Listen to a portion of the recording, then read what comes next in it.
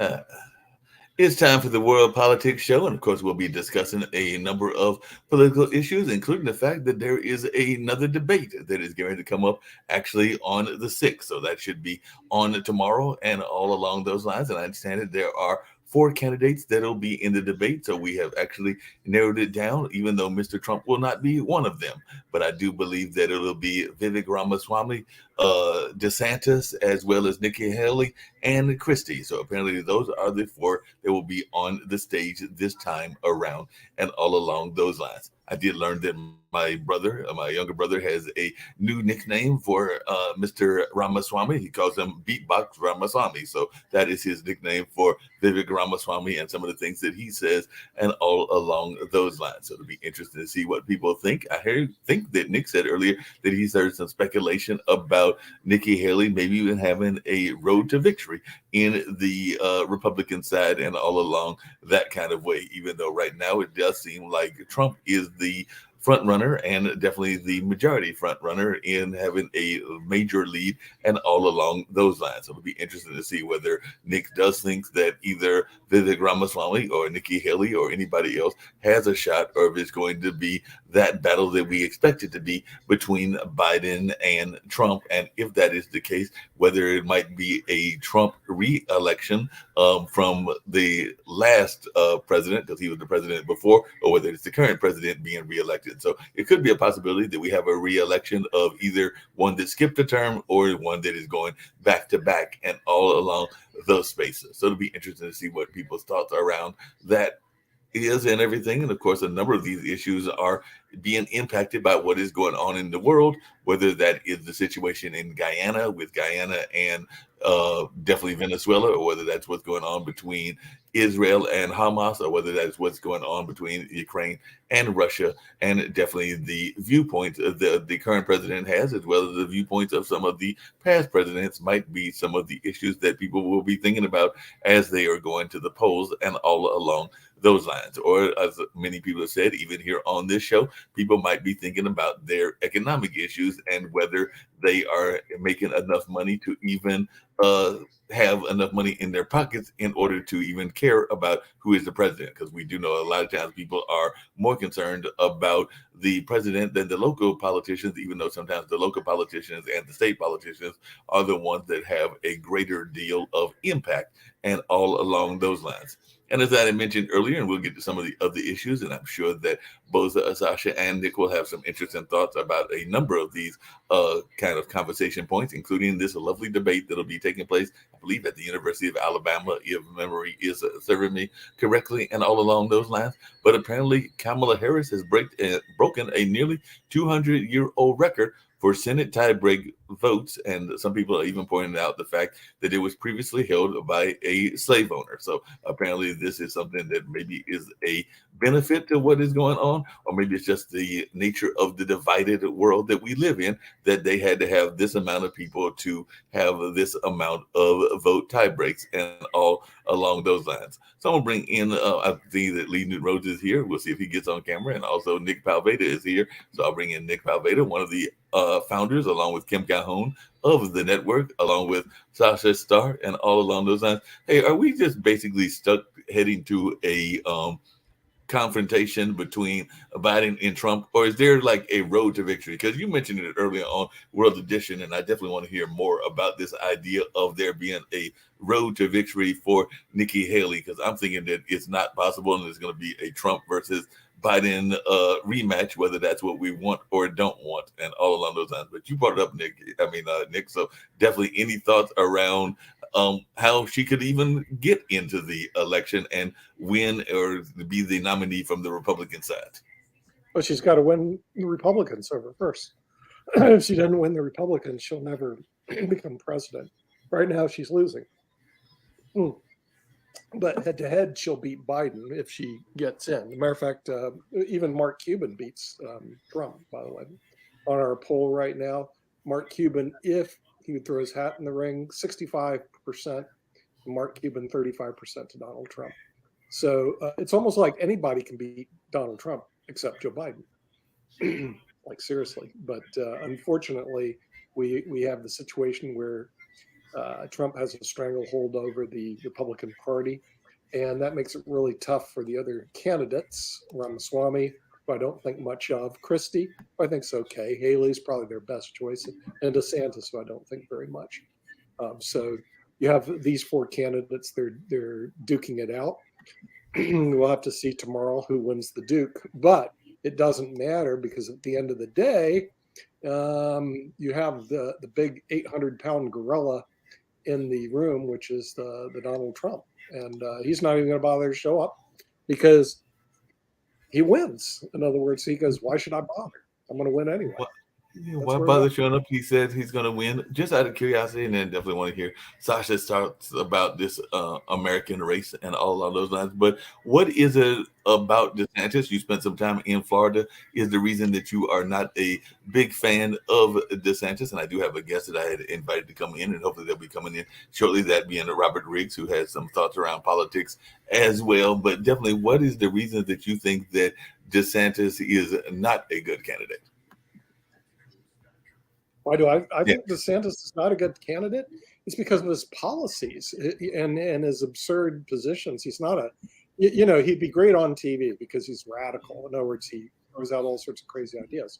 But, and he's politically, you have to be a little bit more smooth. Instead, he's adopting the bully tactics that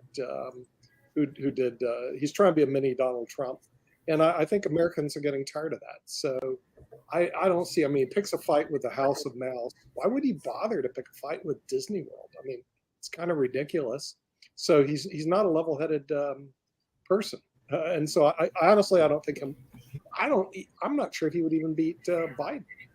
He's not your best candidate. When you look at your best candidate, my look at the best candidates, actually, Nikki Haley, number one.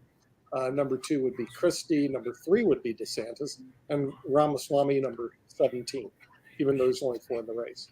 I don't think much of Ramaswamy, but that's where I sit at.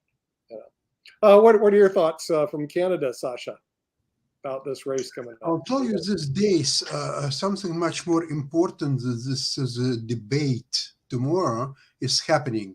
It's a decision by the U.S. Congress and Senate about help to Israel, Ukraine, and a couple other items. Now, right now is a decision being made and a lot of horse trading is going on. But I would like to tell you one thing.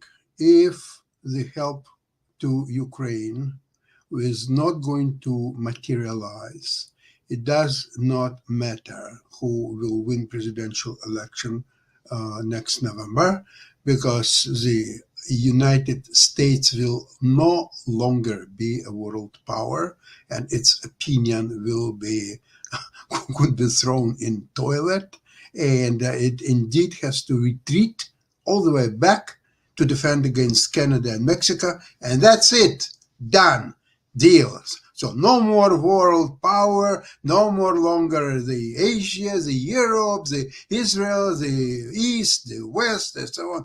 Go back to Mississippi River over here, and California over there, and New York over here, and Chicago over there, and just stay there. That's what's going to happen if the United States will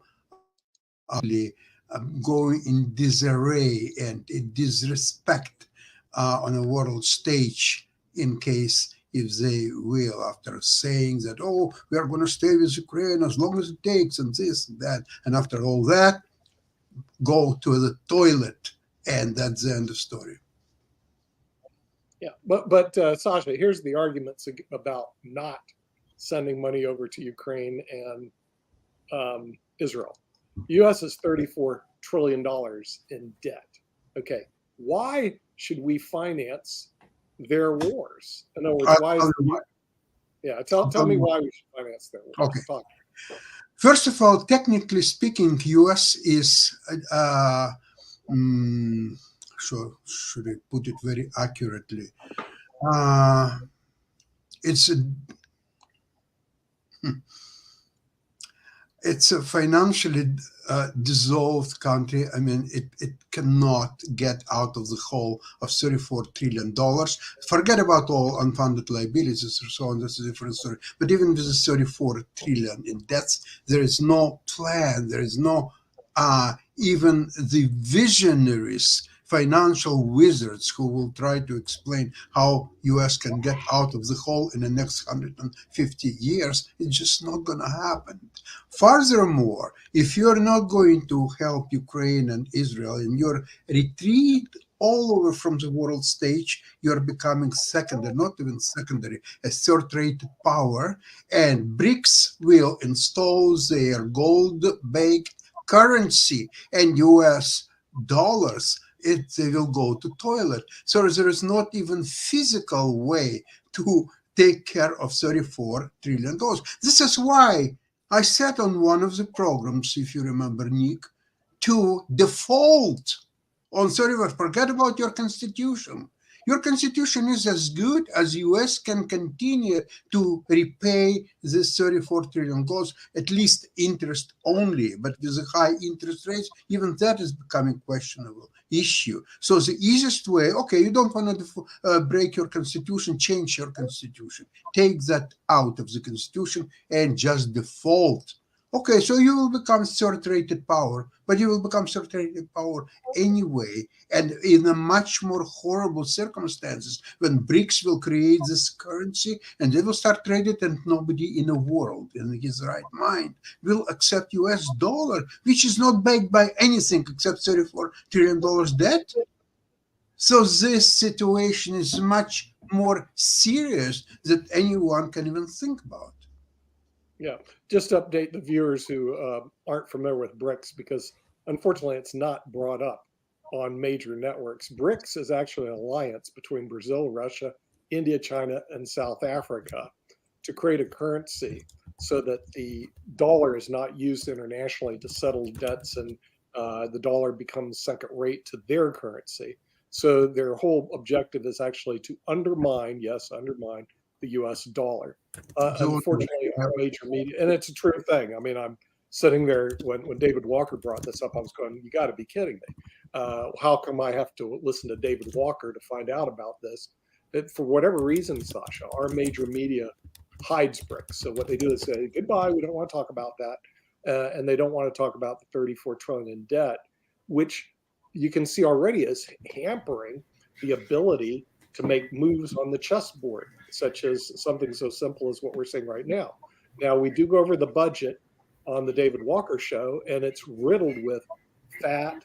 I'm not going to say it's fraud. I don't think there's fraud, but there's definitely waste all throughout the budget. And we need to settle that score first. Hey, Nick, you're mentioning waste and everything across the budget, and I hear what you're saying. And I have brought with us a investigative journalist, Mr. Robert Riggs, who is actually, and Kim will love this. Hopefully, he'll be joining us and will come on the screen and all along those lines. But he is a Peabody Award-winning and veteran correspondent, and he has definitely done some in-depth reporting. And all along those lines, he is actually also a person that has been involved in a number of documentaries, including one called Free to Kill, which is a 5-part television documentary which premiered on Fox Nation, streaming in March of 2022. And he's been involved in a number of other things as well. So he's definitely one that might agree with you around this notion of law enforcement and domestic and international terrorism, because that is part of the things that he talks about and all along those lines. So, Mr. Riggs, glad that you were able to join us. And if you want to jump into the conversation, always glad to have amazing guests with amazing backgrounds and all in that space. So hopefully you're hearing us and you can share a little bit about what you've got going on and your thoughts around some of the things that are taking place, even around the international and other thoughts that are going on. So, Mr. Riggs, definitely you get off mute, but definitely glad to have you here. He's a serious podcaster. He's got that big mic, Mark, but he's got to get off mute. You're right now muted. I don't think I can unmute him. I can't. You've muted yourself. There we go. How you doing, Mr. Riggs? There we go. Floor is yours. I picked a bad time to install a new piece of equipment here. I understand that, Counselor. Okay. Floor is yours, Counselor. Yes, if you just share a little bit about what you got going on, because I know that as an investigative reporter, you talked about a number of these things, including things that we were talking about today and everything. So you've definitely done a lot, even in law enforcement and investigative reporting. You've even talked about some of the corruption that goes on in our political lanes. And like I said, I don't know your own political lanes, whether you are Republican or Democrat, or even you just are upset at corruption in general. But I'd love to hear your story as you would like to present it and some of the things that you are involved in. Well, for full disclosure, back in the day, this is a long time ago, I worked for Democrats, and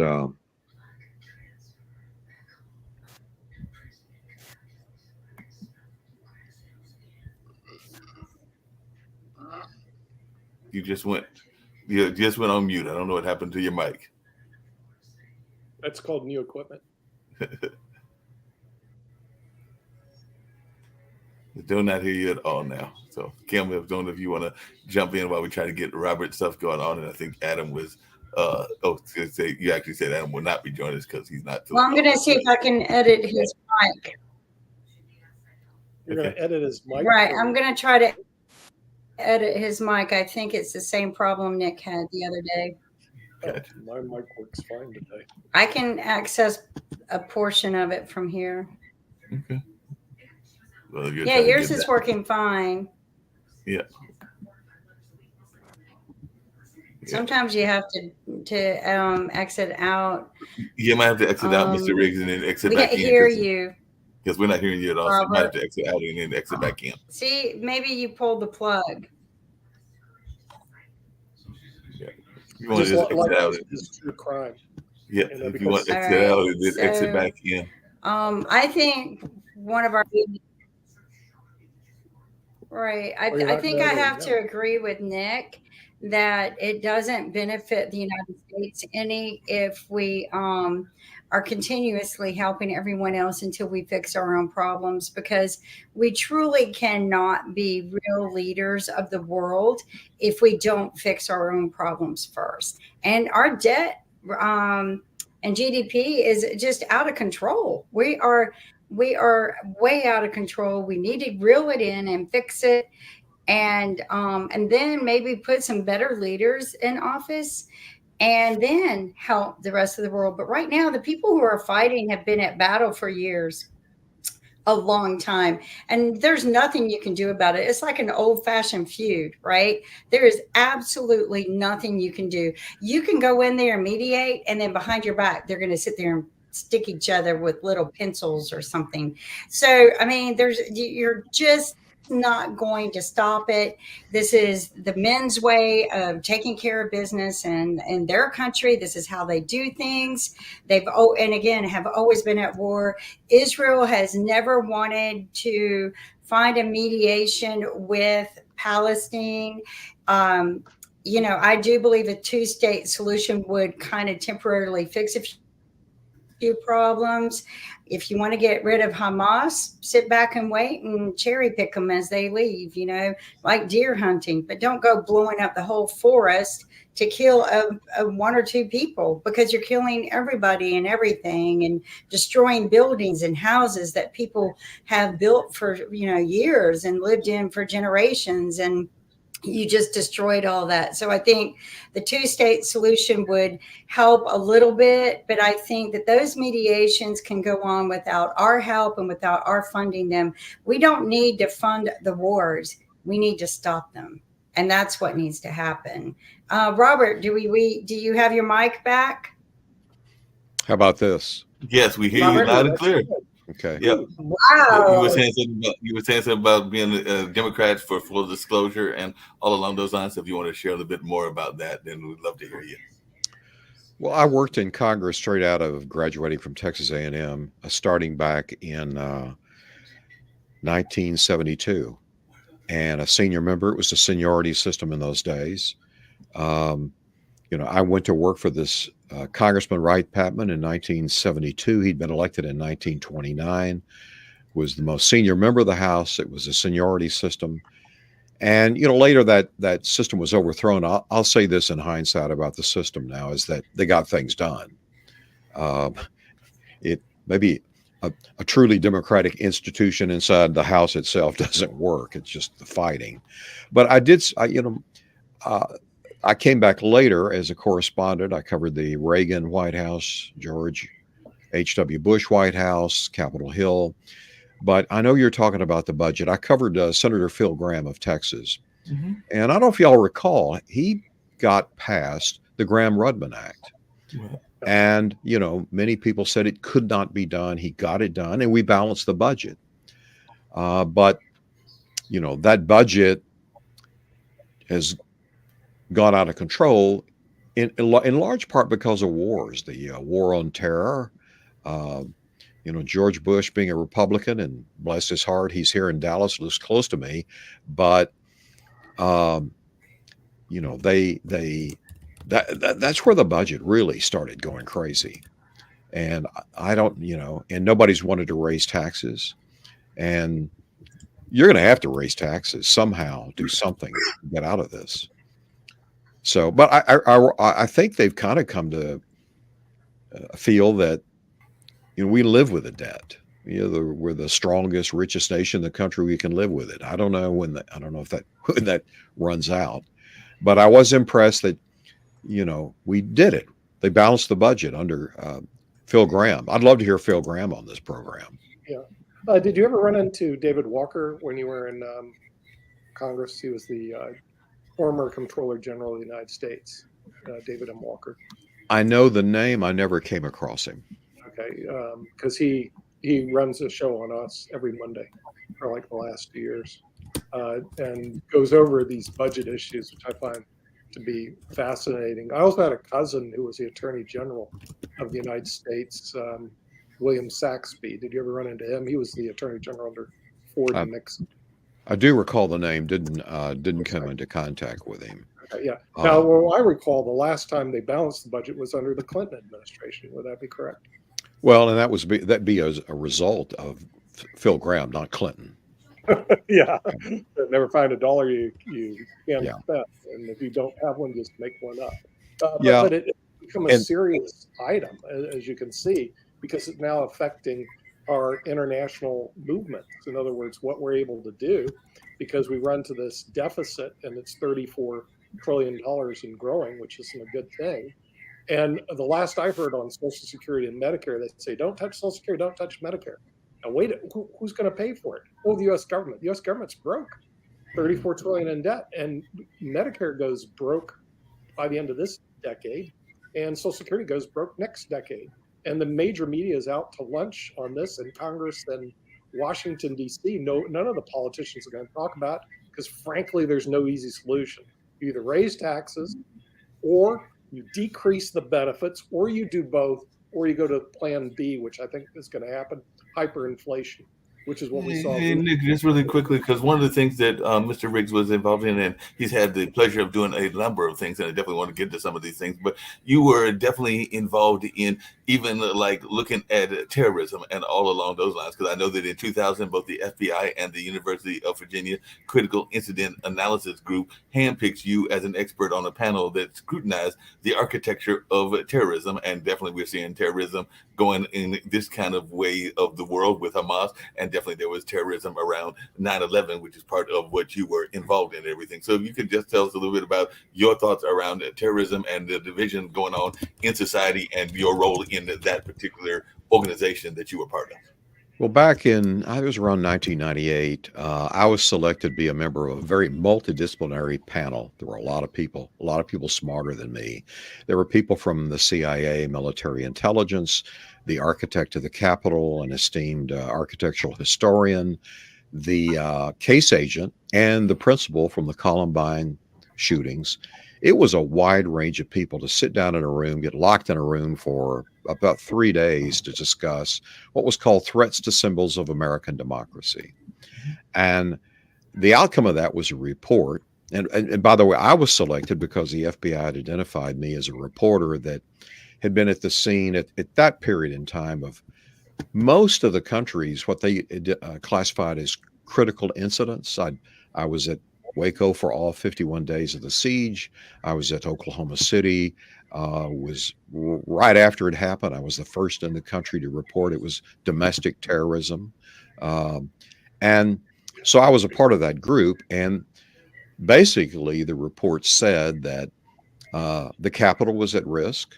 The World Trade Center towers were at risk. And unfortunately, nobody read the report. That's what bottom line, it comes down to it. It was all there. I remember a senior FBI person who was in the room, and we'd take breaks for meals. And he was saying, I'm going back to the Bureau. I'm eligible for retirement and I'm going to retire. Why? Well, this is coming. No one's listening and I'm not going to be here. It's not going to happen on my watch. I'm not. And sure enough, it came. So that really led me later to, I was embedded for CBS, the station group, with the lead unit during the invasion of Iraq. Up until that point, I was doing terrorism reporting, a lot of bioweapons, weapons of mass destruction reporting. And so that took me into Iraq. And when I came out of Iraq, my producer and I decided we were really going to dig into terrorism. And we were the first in the country to report and maybe to even discover how Al-Qaeda was videotaping the roadside bombings and using them for recruiting. We discovered that a web hosting company in the suburbs of Dallas in Richardson, Texas, that was connected to Hamas. They had a fundraising arm here, which was, by the way, illegal, called the Holy Land Foundation. But we tracked that they were hosting all of this propaganda to recruit suicide bombers to attack U.S. soldiers, British soldiers, and the Israelis. And we trailed it all the way to a place in Birmingham, England, in the Midlands. It's a big Pakistani community. And so that really took us on a journey of investigating Hamas. And we got hidden cameras into some of the Hamas fundraising events around the country. And the bottom line of it, and it fit with their, I guess you could call it their constitution, but, you know, they would chant, children would chant, kill the Jews, kill the Jews. It was about killing the Jews. Still is today. So I kind of reprised that report recently to bring it back to life. The Hamas members here that were involved with the Holy Land Foundation, they're in prison. They drew long prison sentences. Others were out of the country and remain unindicted. And they were related to the chief spokespeople you're seeing now that are speaking up for Hamas. They're sitting in Qatar, where they reportedly live in luxury. They haven't been in Gaza in years. So I understand the Israelis' frustration of this going on for so long. And my friends that are Jewish that I know, they feel like October 7th was the start of a new Holocaust. And then when they've seen the support for the Palestinians, which they view as support for Hamas, they really believe it's a pogrom. It's a new Holocaust in the making. And I don't think they're going to stop till they basically level the Gaza. Well, along those same lines, I just wanted your thoughts around, because we've talked on this show about the protests and a number of other things. But as a reporter, what is your thoughts around the protests? Because we've had some of the people that are feeling that the protesters don't necessarily understand the situation and they're part of this division that goes on in America and all along those lines. But I was just wondering, as a reporter, your take on this and whether you think that that is a legitimate complaint that people have about the college students that are complaining about Palestine and wanting Palestinian freedom. I think we live in a time of victimology. We want to celebrate the latest victim, whether it's about gender or anything else, or whether it's about body shaming. And I don't think that many of them are really schooled in history. I think that they are funded. That's my suspicion. I've saw this before when I was attacked by the supporters of Hamas doing our stories. They had well-funded organizations in this country that will accuse you of bias and discrimination. And And, you know, we were pointing out, look, the U.S. government has named this group a terrorist organization. And, you know, and after what we were going through in the war and the roadside bombings, I just don't know that they get it. But these things seem to be very well organized to me. And I think behind that kind of organization, there's got to be money. That makes sense. Sasha, you had a question? Yes, Mr. X, I'm in Canada and following up a lot of international sources. And today, in order to be better prepared for this program, I saw the Israelis radio station in the Russian language, which I understand because I originally from Soviet Union, from Ukraine, actually. And first of all, speaking about what's happening today was very, very good day for Israel. They continue their attack in Gaza, and not only northern Gaza, but also southern Gaza. They're very, very careful to be focused on Hamas fighters.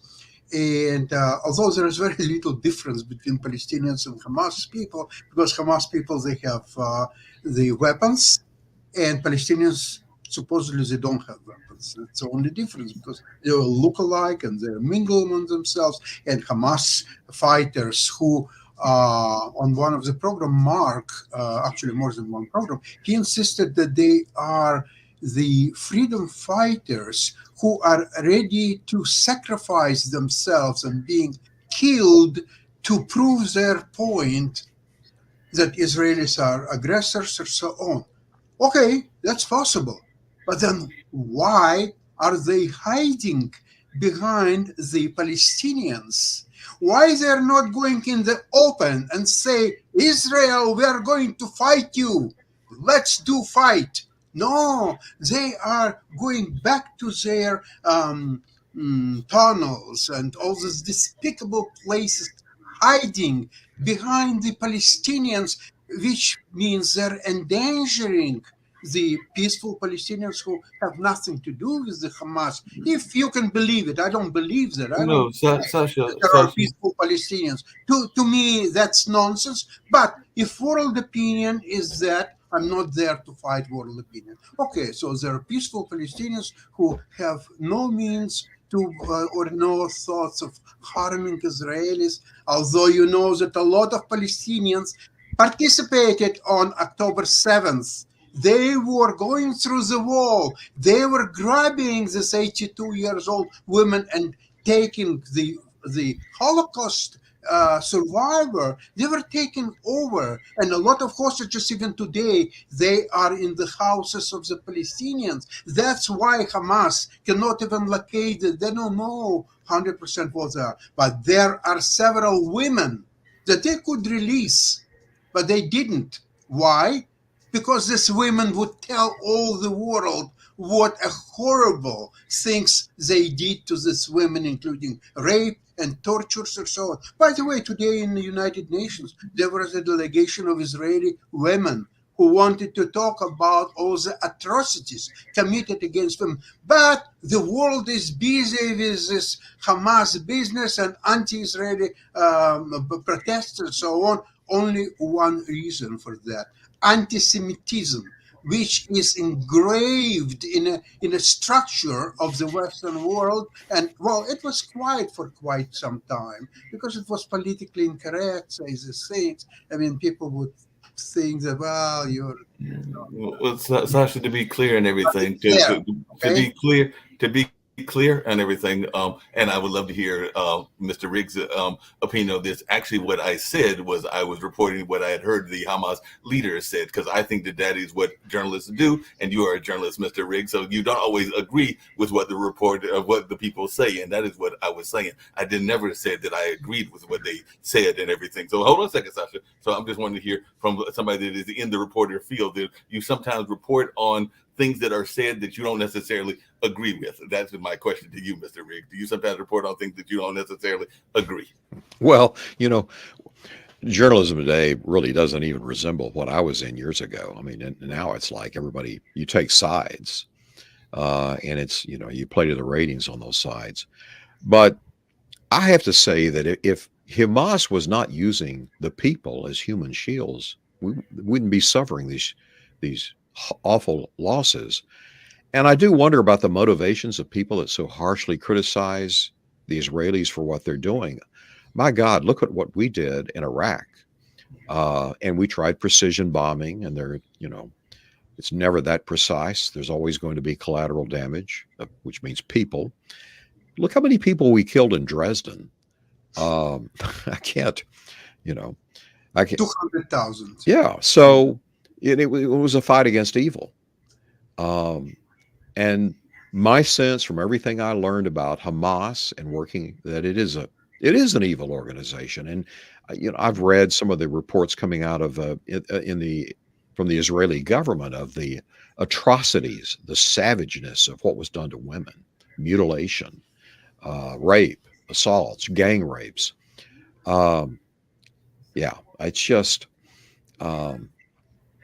it's an appalling time. I can understand why the Israeli people are so upset, and I can understand here why the Jewish people are so upset. Some of us have been asking ourselves, has there been, it seems like there's a resurge in anti-Semitism. Has it been sitting out there and we didn't see it? I live close to a synagogue here in Dallas, one of the largest. And, the pro-Palestinian demonstrators have shown up in demonstrations. They're yelling anti-Semitic chants. Plus, now it's drawn the neo-Nazis, and they're out there with enormous Nazi flags with a swastika. I'm the son of World War II veterans, my uncles, my father, grandfather, and all. Why? And God bless it, rest them, they're all gone. But I want to tell you, in their age, if you had brought a Nazi flag out, there would have been a killing. It would have been, they were so angry by what had happened to them and what they'd seen. I mean, one of my uncles had liberated one of the concentration camps, and it affected him forever.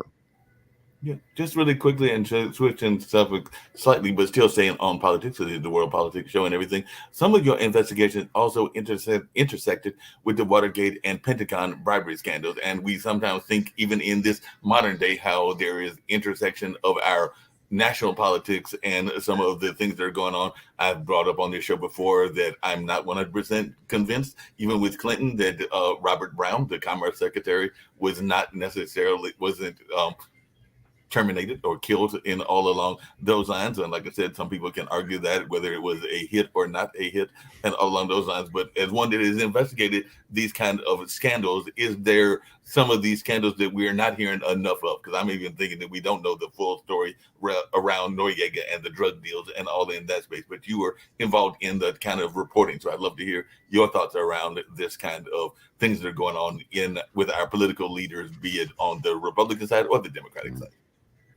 Well, the member I worked for started the first Watergate investigation in the House Banking Committee, where he was chairman, and was the first to start investigating the source of the money for the Watergate burglars. It had come out of Mexico and was laundered through banks in Miami, and they were tracing it. And finally, I was a gopher, a researcher on this. So, I'm a young kid out of college, but I had curiosity. And so finally, to go further, you needed subpoenas. You needed subpoena power. And in that committee, you had to have, a majority vote of the committee. And he was voted down. And interestingly, there were a group of Democrats who voted him down.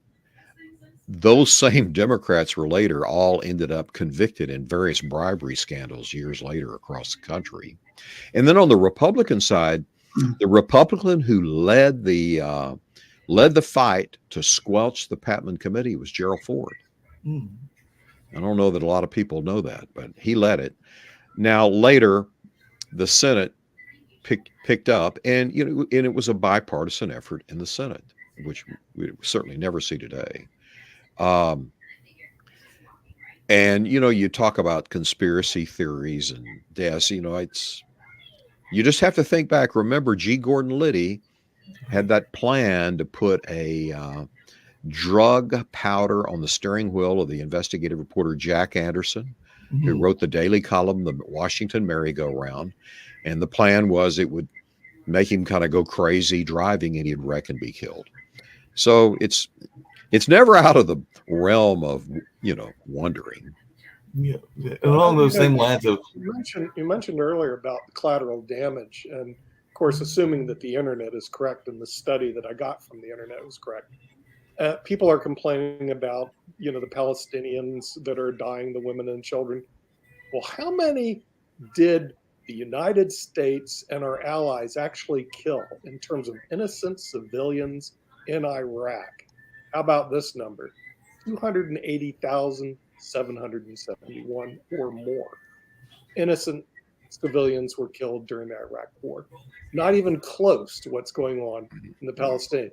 But because of the lack of social media and the lack of media in general, because the United States put a kibosh on information coming out of Iraq, it took a while to pull this study together. But if you look at what the U.S. did, what Israel is doing to the Palestinians, it even close. U.S. killed 280,000 Iraqis in terms of collateral damage in the war in Iraq, at least according to the study that I read. And it might be more. This might be the low end. And one more thing, Iraq never committed to U.S. something what Hamas committed against Israelis on October 7th, right? Well, right. As a matter of fact, make it worse, Sasha, what you just said. The funding, from what I understand, in other words, the problem with information is it's only what you can pull off of. The funding and the people that blew up the World Trade Center weren't even from Iraq. They were from Saudi Arabia. Okay. Yet for some reason, and again, one of the reasons I've understood is that George Bush Sr. had a threatened assassination by Saddam Hussein when he was in Kuwait. And this was revenge time for George Bush Sr. Whether all this is true or not, like I said, hard to believe, but it's possible. And so what George Bush Jr., this was just revenge time for George Bush Sr., and they invaded Iraq on a pretense, and they wouldn't even touch Saudi Arabia. And that's where all the terrorists that hit the World Trade Center came from. But So, remember, the story about Iraq is there is a very peculiar thing which Robert, maybe you're aware of it, that Saddam Hussein, being very proud and stubborn man, he would not allow to international inspection to come into Iraq and make sure that there is no nuclear weapons being developed or anything like that. He said, absolutely not. I will not allow anybody ever to inspect our facilities. And Russians, at that time, Primakov was second in command after Putin. And Primakov, who knew the East very well. He knew several languages, including Arabic and Farsi and many others. And he told Saddam Hussein, agree to inspection. You don't have anything. You don't have the nuclear weapons. You're not developing nuclear. What are you fighting about? Just agree. He said, no, I will never agree. Well, you know the result. Well, go ahead, Robert. I knew George H.W., covered the White House. I knew him from Texas, and I knew his son, too. When he was governor, I'd covered him and knew him on a first-name basis. And in the wake of 9/11, the leaders and the leadership of the country, and I believe the nation, were driven by fear. And they thought back to the reports from the first war, and they just thought it had to be true. And it's become very clear.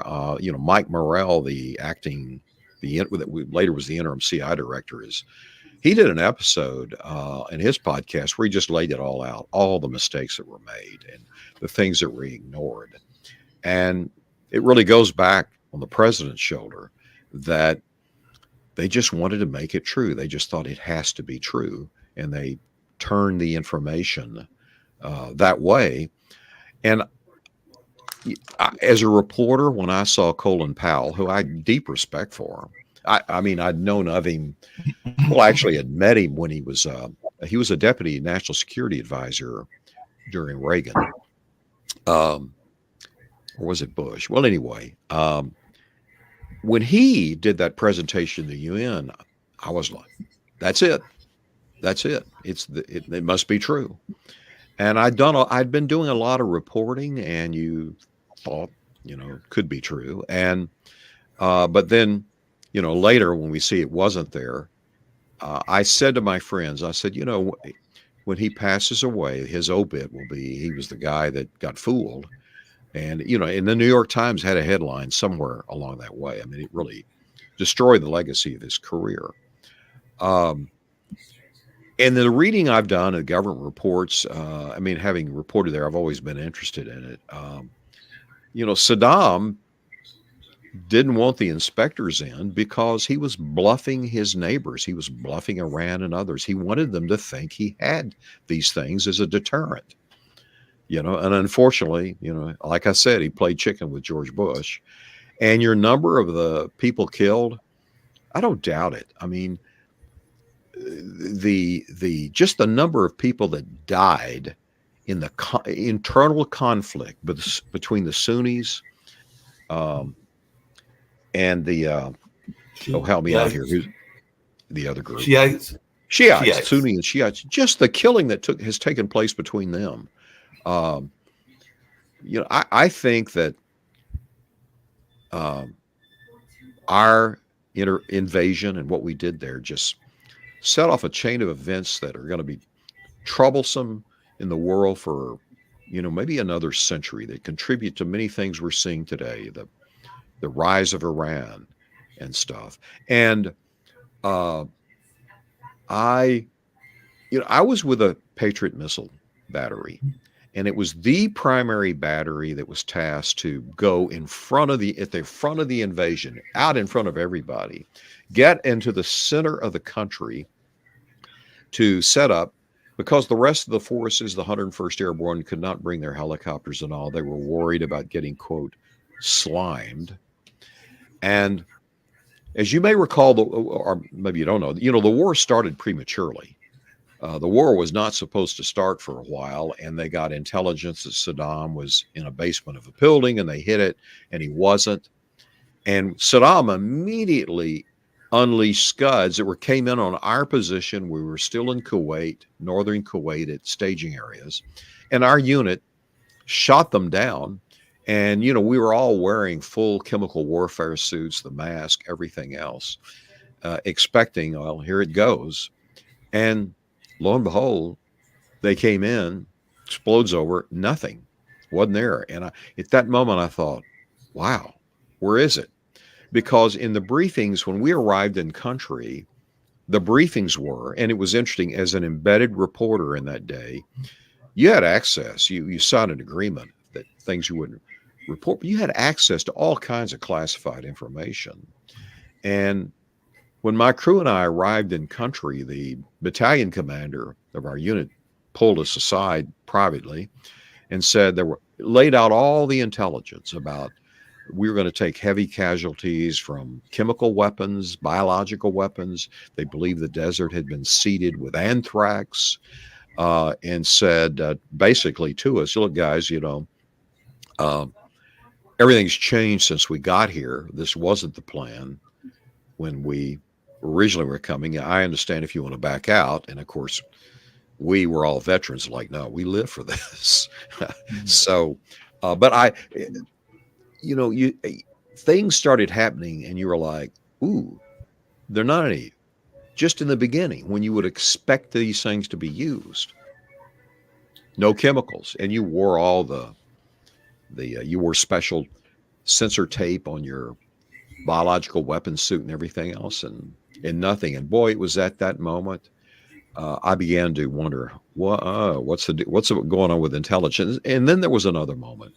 As we were headed up into the center of the country, we got ambushed, and it was in an area where they literally told us in pre-briefings that, they're going to you're going to have rose-colored parades. You know, they're going to be celebrating. You got to move on. Don't get delayed and stuff.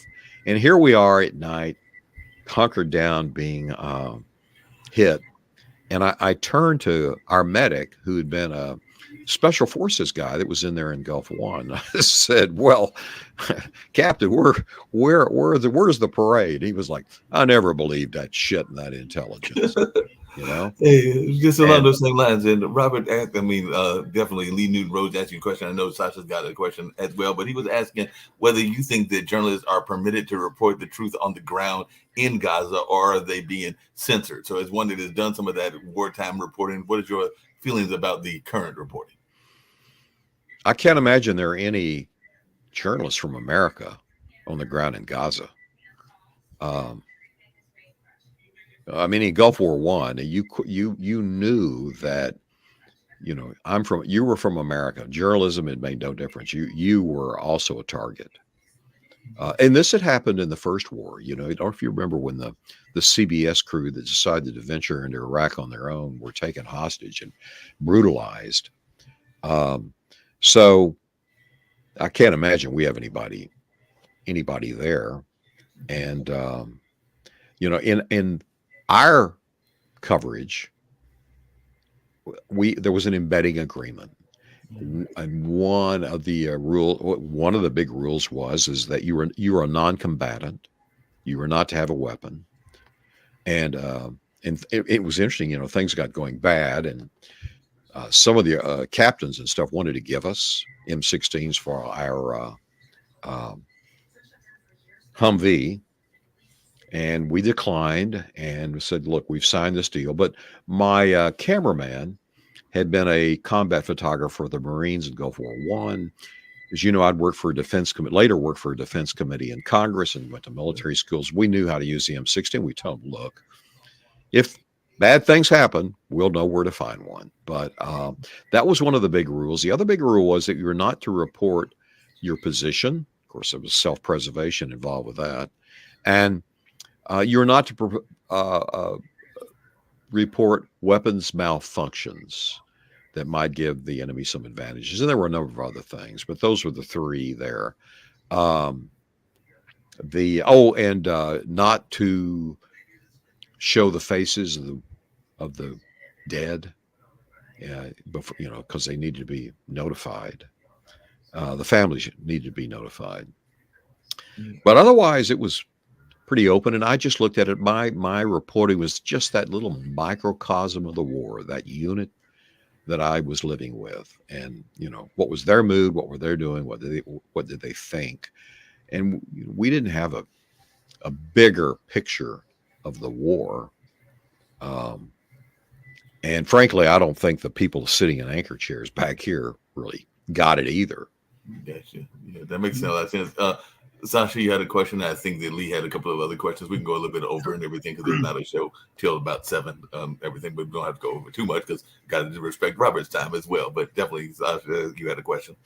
Yeah, Robert, I'm with a great interest listening to your story. And by the way, my late father ended up as an officer of the Soviet Army in Berlin in 1945.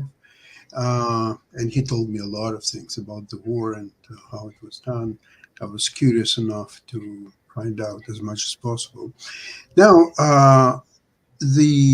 my home country, Ukraine, is involved now in a horrible, terrible war against Russia. And what's interesting is that, of course, Ukraine depends heavily on the US and NATO help. This goes without saying, because if it wouldn't be there to be provided right from the day one, I don't think that Ukraine would be able to fight Russia on its own. Ukraine was completely unprepared. They didn't have an army, so to speak. They didn't have weapons necessary to fight Russia.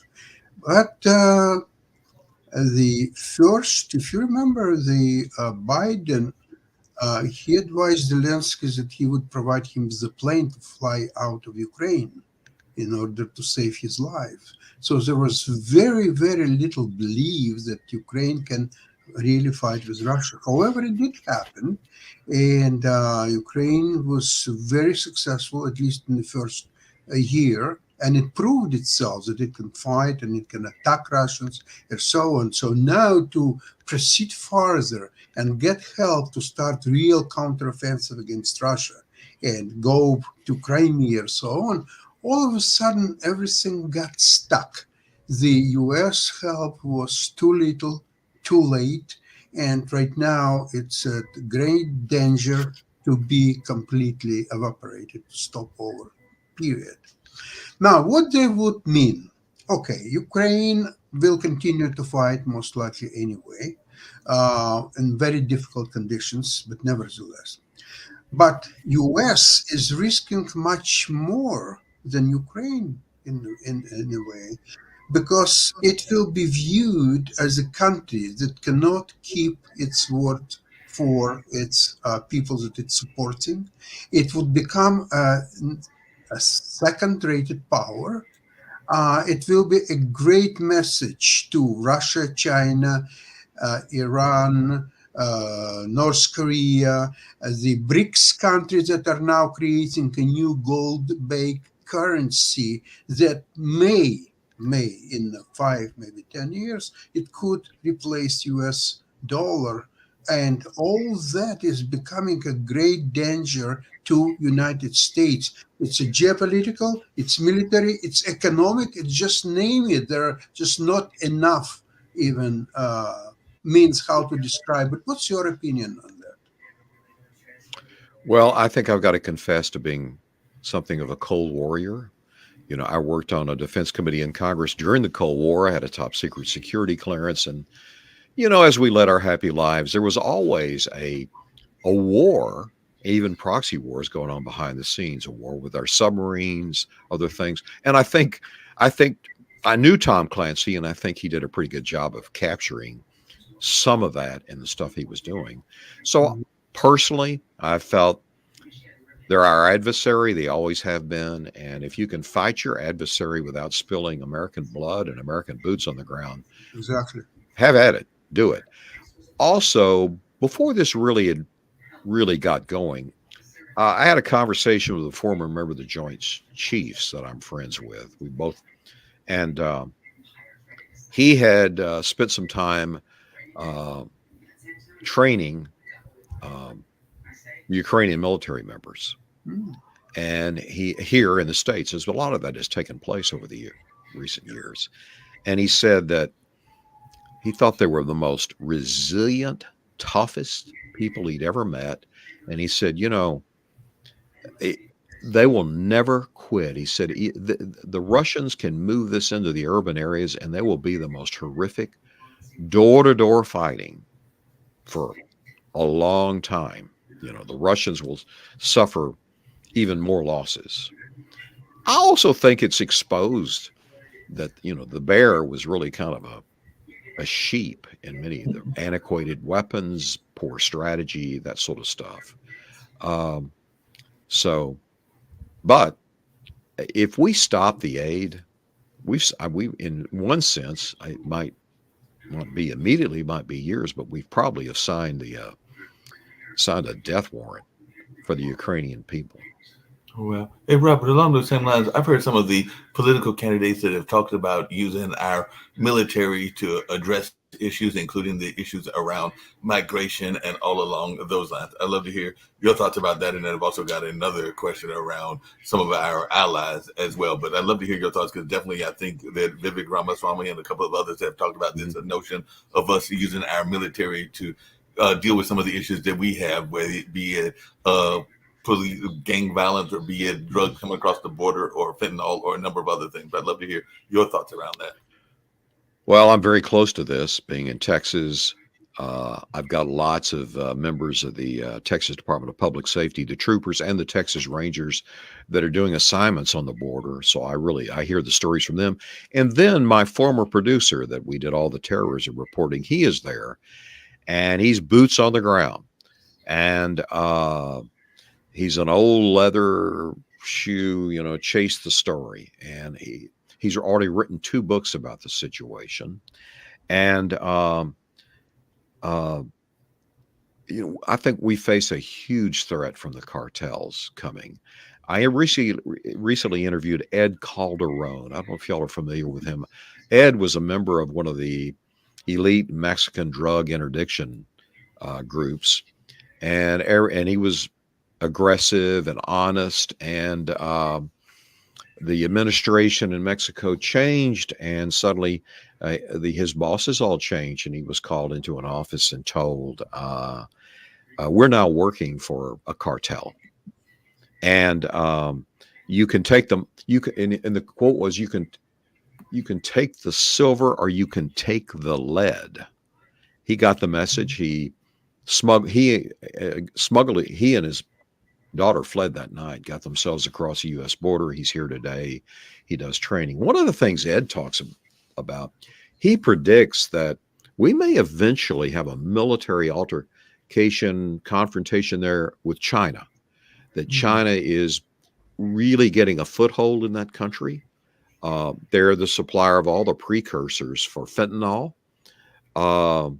which is, poisoning this country. And it seems like it's really underreported. I mean, I'll give you an example here of how bad it's gotten. I do the True Crime Reporter podcast, so I do crime. That's my whole focus. And I talk to inmates, and I've got some inmates in the federal penitentiary that talk to me. And I heard from them, said, "Don't send me any mail. We're not accepting mail now because people were smuggling in the mail, in the paper, embedded with fentanyl that you could, use a liquid and bring it back to life." I mean, that's how pervasive this has gotten. And the Chinese are behind it. And then the drug habits of America have created this giant criminal organizations. The Mexican cartels are multinational. They're in Australia. They're in Russia. They're all over the country, and they're coming across. They're getting their people across. People that can't go through the other process because they've got criminal records. They're bringing them in, and they're pretty open about it. So, and we're starting to see the crime problem on this side of the border. We've had problems in Dallas of Honduran gangs that have come across, of hitting suburban neighborhoods at night with robberies, home invasions, car thefts, and they are a savage. These groups coming across they have no compunction about killing children, women, anything. It's all about gonna get your stuff. Yeah, along the same lines, I just wondering your thoughts, because you mentioned the true crime part that you do, and all along those lines about the nature of the criminal justice system here in the United States. And we've definitely had some guests that have been on the show, and even some of our regular panels that have conversations about whether it is a fair system and all along those lines. But as one that has reported to a variety of people, including some serial killers. And by fact, in the background, you probably hear the TV, and it's Criminal Mind, which is one of my favorite shows, and all along those lines. But I just wanted your thoughts around the criminal justice system in general. Well, my reporting introduction to the criminal justice system was 30 years ago. I exposed a parole selling scheme in Texas. We had a corrupt parole board that was selling paroles. And we also had a politically corrupt system in which the politicians, the administration at that time, were releasing 150 inmates a day, many in the day of the night, to relieve prison overcrowding. They had never complied with a federal order by a judge to start building prisons. But for years, and I mean both parties are guilty of this, for years, everybody ran on law and order, and they passed tougher laws, but they had no place to keep them. And they began playing games in the parole and prison system of using what they call good time. For every day that you behave in prison, we're going to take 30 days off your sentence. And the prison system really became a revolving door system. And in the midst of this, I discovered they had released 68 former death row inmates. These were inmates who, in 72, when the Supreme Court struck down the death penalty, their sentences were commuted to life, which meant that someday they would be eligible for parole. But nobody ever imagined, if you looked at their crimes, they would ever be released. But sure enough, they were, and secretly, and I discovered it. And among them was a serial killer named Kenneth Allen McDuff. And the FBI that I was working with, they would classify him as a sadistic sexual killer, the most dangerous form of serial killers, because he took great pleasure in torturing his victims, and for long periods of time. He got out. The day after he walked out, he started a murder spree that went on for 2.5 years, abducting women, women from car washes, women out of convenience stores. We've produced a story, a series that's on Fox Nation called Freed to Kill, that takes you through the whole story. I had got many more records over the years. I got every detective, investigator, prosecutor involved in this case and the victims to sit down and tell the story. And the takeaway in the story is that there's a certain part of the population and the prison population that are violent, sadistic. You're not going to rehabilitate them. Pedophile, you're not pedophile. You're not going to, the people who sexually assault children, you're not going to rehabilitate them. You've got to put these people away and protect the rest of society from it. And in the wake of my story, it became a huge scandal in the state. And Kenneth McDuff became the poster boy for change. They did the first overhaul of the criminal justice system in 25 years. They passed a new capital punishment law in which gave juries here the alternative to make it life without parole, and it meant life without parole. They're never coming out. Ann Richards was governor, and she didn't run a law and order campaign at all. She was more social, but because of the scandal, she spearheaded the largest building campaign in Texas history. We got probably the largest prison system in the world. And interestingly, within a few years, the violent crime rate just sank. It was gone. Now we've got a problem in some of our urban cities where there are liberal Democratic power base. And it's almost like they're more concerned about the rights of the accused than citizens.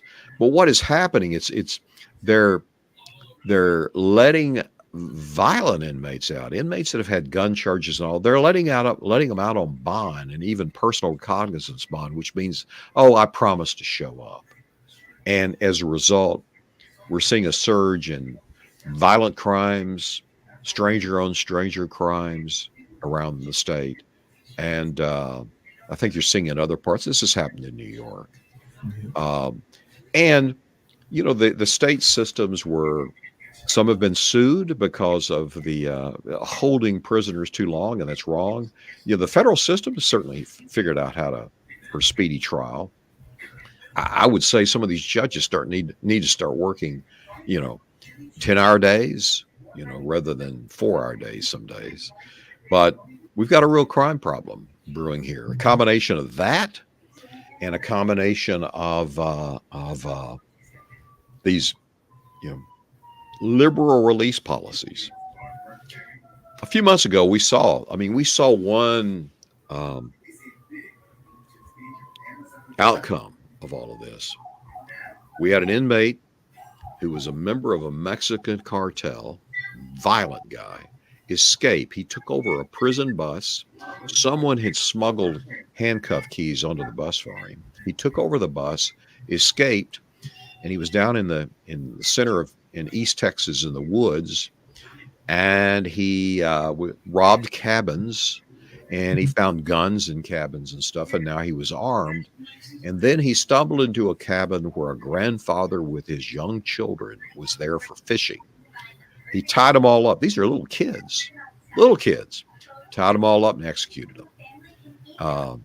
Then he later ended up in a high-speed chase with police, and interestingly, a game warden. They were in a shootout, and it was a game warden got him. Wow. But it just kind of shows you the nature of the inmate we have in the system today. Today, I've got the second of a two-part interview with a veteran prison warden here in Texas, 30 years in the system. He's now the director of the Texas Prison Museum. If you're ever in Texas, I suggest you stop in. It's in Huntsville, where the center of the prison administration is located. But I got him to just go unit by unit from his career and talk about the meanest of the mean and how they operated. And it really kind of is a lesson as to what's out there. And then today's episode is really focused on his tips for personal security. Yeah. Speaking of personal security, and just really quickly, because you mentioned earlier, and I know that it's part of your things that you've done in research at Waco and all along those lines. So I was just wondering, do you feel that that is a problem that exists in society the way it did in the 80s and the 90s, some of these far-right organizations as well and everything? Because as I recall, Waco, there was definitely people that wanted to be secure, to have their own gun rights, and definitely kind of tighten themselves up in their own confine and all along those lines. So I was just wondering, is that an issue that you think that America needs to be concerned about, or is it less of an issue, some of these kind of far-right organizations as well? I'm just wondering your thoughts around that. It's there, and I think some of it was fed by January 6th. Although, the takeaway there was, boy, you're going to get prosecuted. But you don't know who's, just like Waco and Timothy McVeigh, you don't know the loner or his friends that's going to use that incident as a justification of, like, I've got to go. And they would consider themselves freedom fighters, I'm sure. Yeah. But I really think the greater threat is, the street crime going on now. I think the message has been sent out there that we're weak on crime. You're not going to do time. And I've spent a lot of time I've sat across from serial killers, mass killers, rapists, child predators, bank robbers, serial bank robbers. I've seen it all in the stuff. And they know. I mean, they're smart. They know. They're cunning.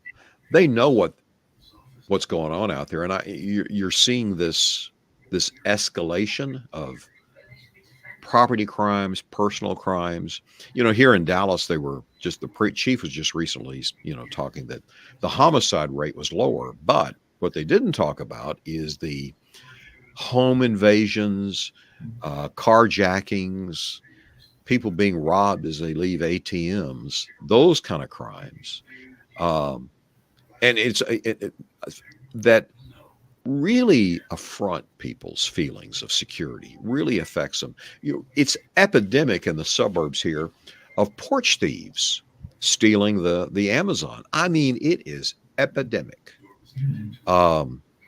So, and it just kind of, it grinds away at people's trust. And as a result, you see gun sales going up. I have people in affluent neighborhoods call me, I'm pretty high profile, about, hey, where do you think I should buy a gun? What kind of gun should you own? And I'm always like, you need to go get some training, because, I know from being trained by the military and everything, and in situations, when the adrenaline is pumping, you lose your fine motor skills, and you might accidentally shoot someone else, shoot an innocent person. And I had somebody on recently. He works for Fieldcraft Survival. Fieldcraft Survival is owned by Mark Glover, who is a decorated Special Forces guy. God, I think he did 13 combat assignments during the War on Terror, and was asking him for practical advice. What do you do if you're in a store and the flash gang comes in for the robbery? By the way, he said, don't stand around taking video, get your butt out the back door. Don't go out the door they're coming in. Get out the back door. But he offered common sense advice that even if you're armed, they're breaking into your car in your front lawn, maybe you need to think over. You don't want to go out there and confront them with a gun. In Texas, you have a right to go out there and shoot them. But, do you really want that trouble that's going to come after it, So he was basically, talking about things of keep your powder dry until it's, really a life-threatening situation. Yeah, getting to wind down and everything. But Robert, one of the things I was curious about, well, two things. One is, do you feel that the kind of glorification of violence has been part of the problem as well? Because I have one of the places I work is a cultural arts center. They just did a hip hop exhibit, and I know that there are a number of hip hop artists that will give you that gangster portrayal. And if you drop them off in a neighborhood that was actually gangster filled, they would not necessarily survive. And all along those lines. So I just wanted your thoughts around the portrayal and whether the portrayal, just in general, just even on TV, is sometimes overly glorifying some of these criminal elements, including some of those that you've talked to. Well, I think you really take an expert in psychology and sociology and all, and deep studies to make a conclusion. Because my son and all of his friends, they grew up doing all those shoot 'em up military games and stuff, and they're all responsible. They're not out, doing stuff, doing crime. So I don't know, but but I do know this. We have a problem in this country. We just set a record for mass shootings. Mm-hmm. We've got a problem in this country of young, alienated, and typically white young men that are, there's something complicated going on there that they're turning to doing this. I think it's a social media, and I'm a strong believer in a mandatory military service in the United States from men from 18 years old and for 2 years at least. That would unite people. There will be no exception. It doesn't matter your financial status or your educational sense or anything like that. So everybody serves 2 years. That, of course, for 2 years, they will be completely out of all the social media garbage, and they will serve their country the best they can. And after 2 years, they are grown-up men. They're not boys anymore. They're grown-up men. And that would tremendously, in my opinion, improve the fabrics of American people. What do you think? Oh, I certainly think it could help with discipline. In the unit I was with, there were a lot of young soldiers, and they'd been shoe store clerks and fast food and stuff, and they were just looking for more meaning in their life. They couldn't afford education and all, and so the military gave them discipline, gave them a purpose. I will say that if you go to the barracks on a base, you will see the young men and women that are in uniform. They're on those phones. They're into the social media, just like everybody else. It's just confiscate them. Yeah. Penalty, 4 years to jail. My wife teaches at a private school where there'll be times you have to put your cell phone in a bucket because of something they're doing. Oh my God! You think there's just a meltdown. You think they're going to have a mental break. They're so addicted to it, so hooked on it. And heck, we all kind of are in a sense. I mean, it's always there and handy, but what you're putting into your heads from it. That's the issue. And gosh, we could get off on TikTok. Yeah, TikTok could be a whole nother conversation. That could be shows that talk about whole episode. Yeah, the whole episode along those lines. Just really quickly, and then like I said, just two quick questions. But one of them that I was going to ask you is when it comes to the allies and all along those lines, and I alluded to it before you came on and everything. as one that has dealt with the military, do you feel that sometimes we allow some of our allies to get away with things because we are more concerned about their role in being allies to us? I use Nicaragua as an example. I use Philippines as an example. So there have been dictators that we've trained, and even some people would argue, and I'm not saying that they're correct, that there are some other people that are, instituted some of the terrorism in the Middle East that we actually trained, and all along those lines. But I just wonder your thoughts around that, because we do seem to train even some perceived enemies because we think that they are going to be able to help us in the larger war, whether that's a large war against Russia or war against whatever the enemy is, whether it's China or whoever. That really isn't a decision of the military. I mean, they answer to the politicians, and it's the presidential administration. They make those foreign policy decisions. They're those ones that decide, along with Congress, input from Congress. And then the military is they're following orders. Yeah, I agree with you on that, because I've actually had relatives that have served in the military. What is one of the things, and this is switching the topic away from politics just briefly, but you are part of this true crime series, and definitely you've mentioned a couple of the shows that you've done, but what is some of the things that you have learned that surprised you from these interviews that you have done with inmates and serial killers? Because you've interviewed, I'm thinking hundreds, if not thousands of them and everything. But what is something that surprised you in your conversations with these people that are definitely seen as a thorn in society, for lack of a better term, and everything? But what is something that you felt that you learned in those interviews? I never cease to be surprised by how cunning some of them are. You know, they can find a weakness in a person, a weakness in a guard, to manipulate and get their way. And just their ingenuity. I was recently down at the Texas Prison Museum, and they have all kinds of exhibits in there. By the way, they have the what's called Old Sparky, the electric chair, where I think there were 361 men electrocuted. But they just received something from they have prison craft shops, and it's really interesting to see the crafts that come out of those places. And an inmate had donated to them. He had made a child's bicycle that worked out of Coke cans. Wow. The bicycle chain on the sprocket was made of pull tabs. So that's always interesting. The other thing that strikes me at time is that the unthinkable evil acts that a small percentage commit. Another aspect is that, you know, I've had a sense that many are there because they've got learning differences, certainly problems, you know, dysfunctional families that's landed them there.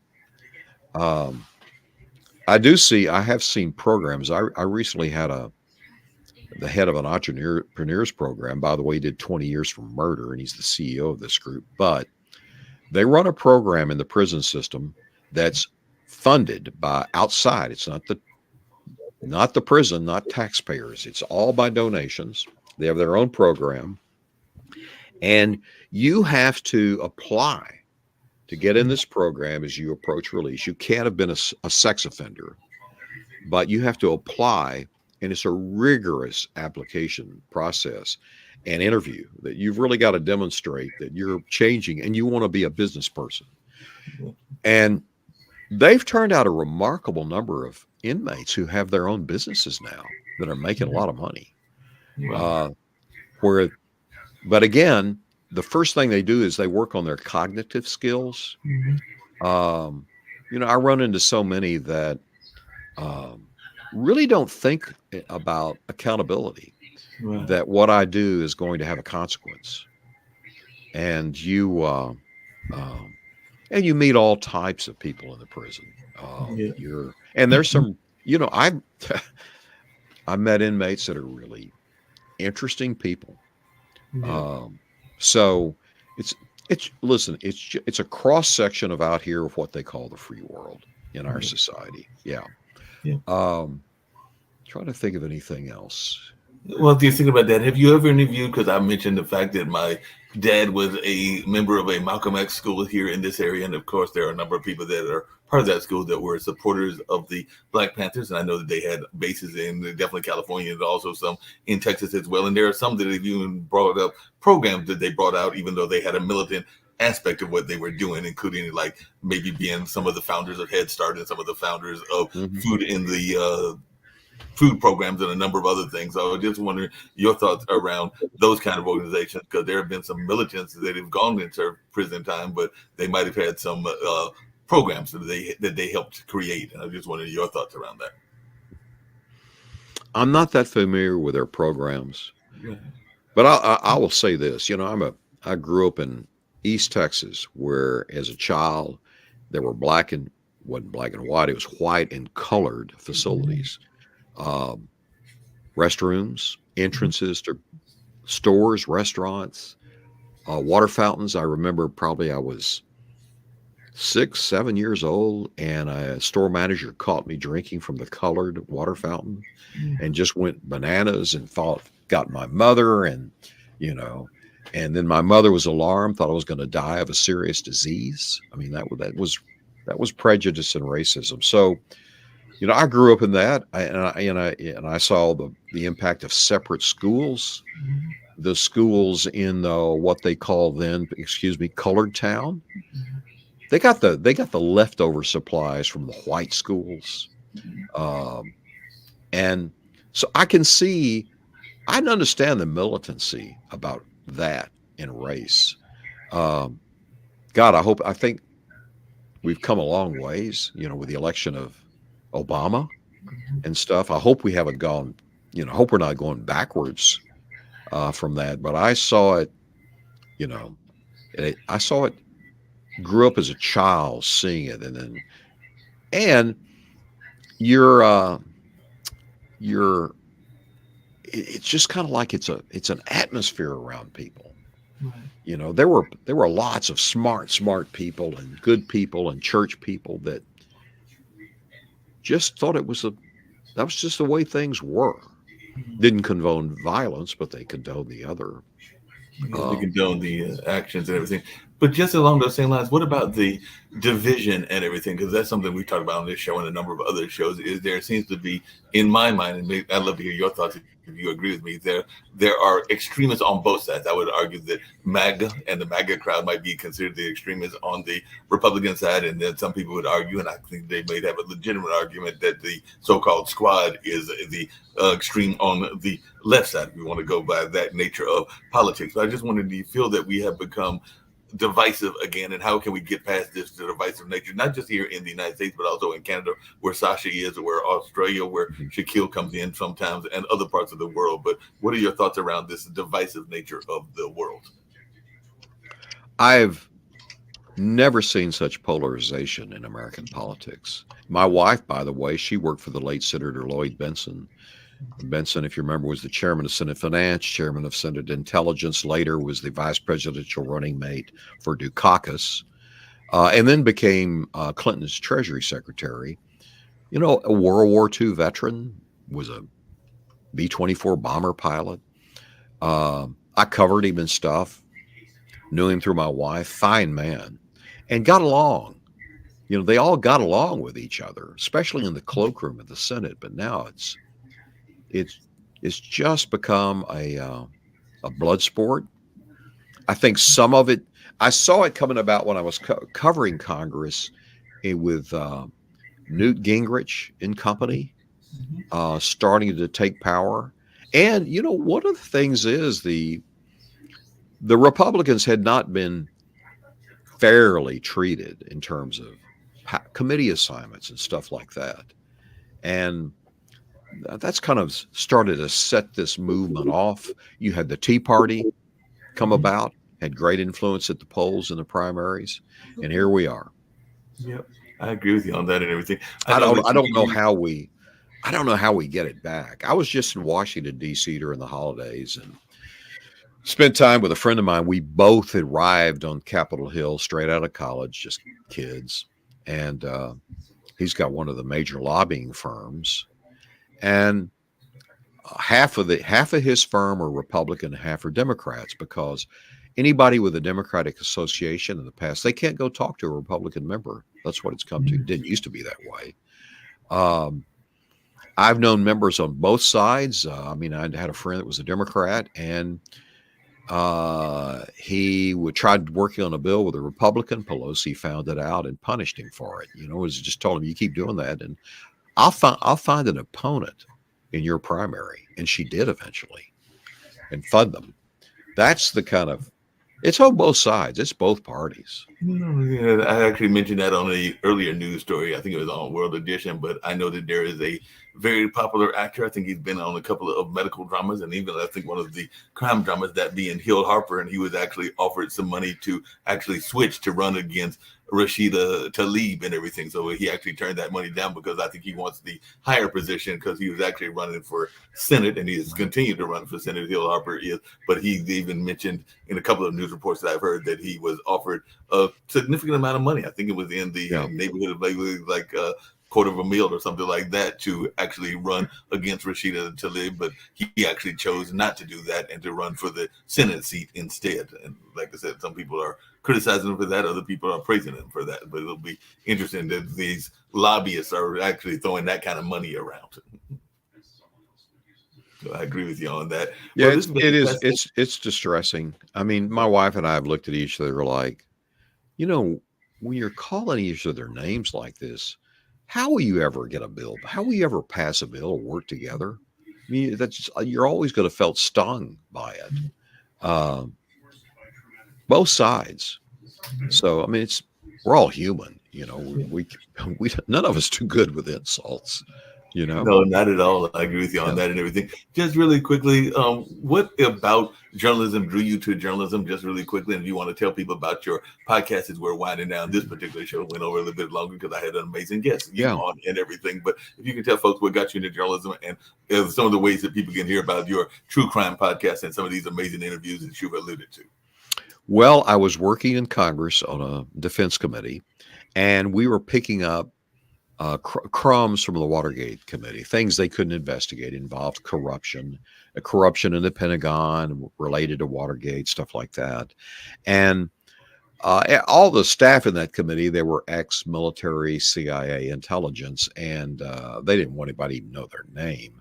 I was the young guy that had come in. I worked for the chairman, and that gave me cachet, and I'd worked in campaigns. So I was the guy that talked to the press, and we were in the press a lot. So I was talking to CBS, the networks, Washington Post, New York Times reporters, and I really liked what they were doing.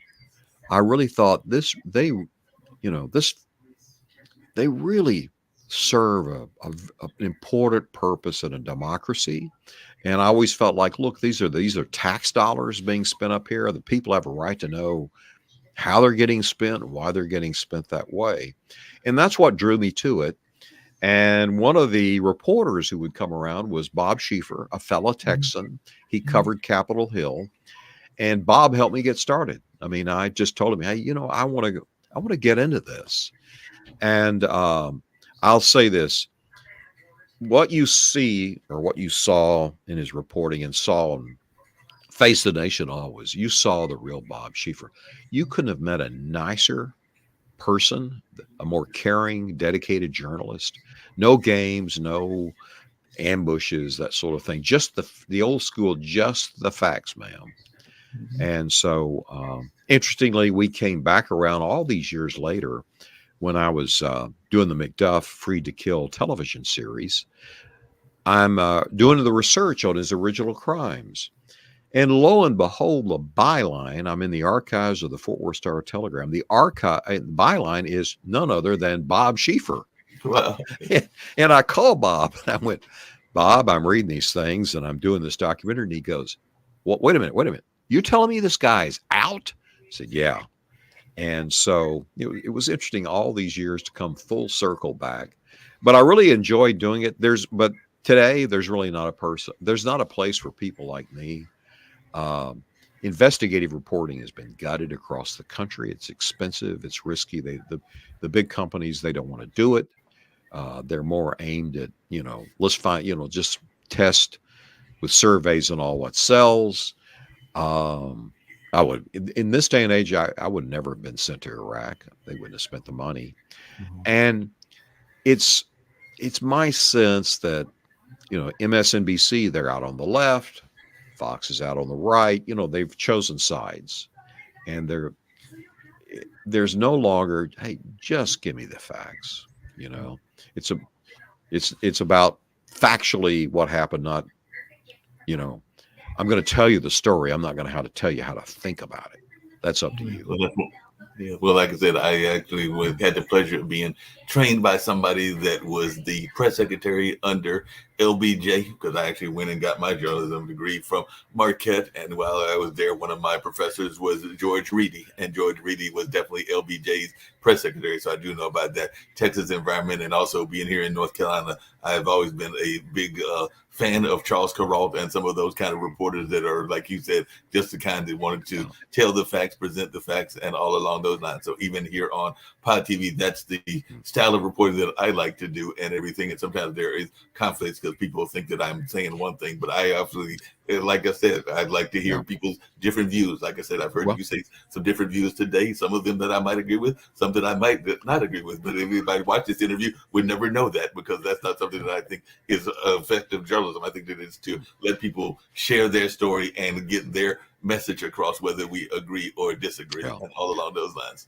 Well, in my podcast, truecrimereporter.com, and we're on all the podcast channels, we're not really breaking news. We're telling stories about cases, people who have retired. We're really just trying to tell good stories. However, I've been working on a story today for next week that is about the contraband that's being smuggled into prisons. It's epidemic across the country, especially the cell phones.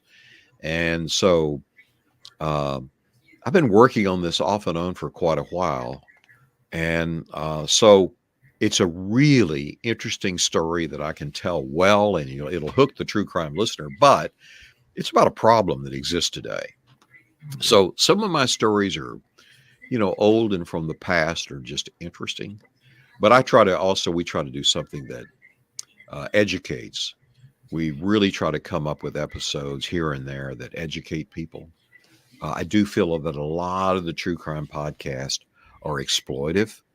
I want to say to some of the major ones, the big ones, hey, like names like True Crime and Wine and stuff like that. I want to say, do you know somebody died here? Right. Do you know the grief and suffering that their families, it goes on all their life. I've been with these people. There's no closure. There's no closure. So, we're trying to do it different. I want to make sure, I'm just not, a lot of your podcasts today plagiarize. They're copying what authors have done and what journalists have done. And that's just not right. I believe in original reporting. And that's where I'm going with it. I'm about to I'm working on possibly starting another podcast. And what I have found is that the press has been so cut back. Courthouses are rarely covered anymore. The lawsuits in courthouses are not covered. I was at a meeting, and the chief judge of the Northern District, the Federal District of Texas, called me out and said, "Where are you people? I've got major drug cases here. I've got intellectual property cases. I've got incredible crime cases. Where are you?" Wow. Nobody comes around anymore. Well, there's not many people anymore, and many news organizations have decided, our listeners or our viewers, our readers, they're not interested in that. So one of the areas I've seen neglected are all the personal injury lawsuits being filed. These might be for defective vehicles, defective appliances, dangerous architecture, that whole realm of somebody has been injured. So it's not getting covered. I've decided I'm going to start covering I'm going to put those lawsuits out. I'm calling it Truth in Tragedy. Oh, wow. I like that title, Truth and Tragedy. And there's a lot Truth of that. and Tragedy. So, I'm come across a case here where at an apartment complex, the boiler room was not maintained. My opinion, these are slumlords, and CO2 leaked into the apartment near the boiler room, and others, and 2 young children are forever have brain damage. Yeah, we just saw something like that here in North Carolina because there is a project area, and it was definitely one of those areas that was considered a project. But where they have demolished that area, they found it had a tremendous amount of asbestos and all along those areas. So that has been an issue here in North Carolina. And I don't know if you ever covered these 2 true crimes, but we had 2 famous cases, one that involved the Duke students and the Duke lacrosse case, and all along those lines. And a lot of people remember Mike Peterson and his famous back defense, and all along those lines. I was actually at that party that they were at before the killing took place, because I remember literally turning on the news and hearing about the murder. Gosh. She was on the board of the Arts Council at the time that I think I was working there. So literally it was the Independent, which was one of those magazines you're talking about, because there used to be these small magazines that did a lot of kind of reporting, but they got bought out by different people, so they don't do as much investigative reporting as even they used to do. But they were the ones that actually threw that party that was here in the area. And the Independent still exists, but it doesn't do as much investigative reporting. They still do some, but they don't do as much as I felt that they did in the past. So you're in North Carolina? I'm in North Carolina, in the Durham area. Literally, I can almost throw a rock at Duke. My son's been a patient at Duke in their brain tumor center. Okay. Best in the world. Amazing. Yeah. Amazing place. Also, you've got a terrific investigator there that was a special agent for NCIS, the Naval Criminal Investigative Service. He started the first federal cold case unit there. Retired, but still has a nonprofit that works out of North Carolina. I'll send you the name of the nonprofit. But they will go out and help small departments try to solve complex cases that they don't have the resources for. And he's one of maybe the smartest cold case investigator in the United States. He's amazing. Amazing. Very, very bright. And I've had a lot of contact with him and stuff. It's somebody, you're there in North Carolina. Yeah, you need to have him on. I would definitely love to have him on and have conversations with him like I've been having with you and everything. You talked about the defective equipment and everything along those lines. Actually, a friend of mine, I think I mentioned earlier today, that one of the places I work is a cultural arts center. It's an African-American cultural arts center, but we have a couple of tenants downstairs. There's a manicurist. There is a guy that sells African clothes, but there's also a sheriff, and I think he's doing some side businesses. But one of his side businesses, when he's not doing his deputy sheriff work and everything, is literally what you just said. He and some business partners, they were doing some stuff, I think it was Real-Time Aspirin or one of those, but now they are also selling appliances to some of those apartment complexes that you were talking about. So they've actually made an entire business about going and refitting and getting these things fixed and then supplying them to apartments, to houses, and all along those lines. So that's actually a business that Mr. Michael LeMay is going into, as he is almost at the end of his career, because he's almost at retirement years and all in that space. Yeah. But it's been interesting to see him. So this agent recently brought me to my attention a case that he's heard about called the Phoenix lynching. Have you heard of this? I've not heard of the Phoenix lynching. It's a South Carolina case. It happened in the late 1800s. And the whites discovered that a group of African-American men were going to vote in the Republican primary and pull them out of their houses in the middle of the night and hung all of them. Oh, wow. And buried them in an unmarked grave. And my understanding is only recently in that county have they even acknowledged this happened. And we hear there's a relative that would like to, find the bodies. And so we may be doing something together on that. I'm going to try to do a podcast on it. Unfortunately, I'm doing these TV stuff, but we're living in a time when they were like, they would never take that on because they're going to look at me and say, well, Robert, what if they don't find the bodies? And I'm like, do you know how good this story is of what we can learn from history here, what's happened? This is like what happened in Tulsa. It's like what happened to the Osage Indians in Oklahoma that the movie's coming out about. But, you know, Hollywood gets locked into one theme or something, you know, it's hard to, but this is what I love about a podcast. We can do it on a podcast. You know, I don't have to answer to some Hollywood executive or anything. It's us. Yeah, I agree with you. And definitely there have been some great stories that have even been told about one of the other Black Wall Streets, because Durham had a major Black Wall Street. There was a very thriving community, very similar to Tulsa. I think in Tulsa it was the bombing or things along those lines that they say destroyed that community. It was literally the highway, and I'm not knocking the highway because the highway is something that people have to use to get from point A to point B, but it was definitely intentionally done in the sense of destroying that neighborhood and part of the urban renewal. So that was part of the conversation. And there have been a couple of documentaries made about it, but nothing that has been Hollywood made, because like you said, it's not fitting the narrative of what they would like and everything.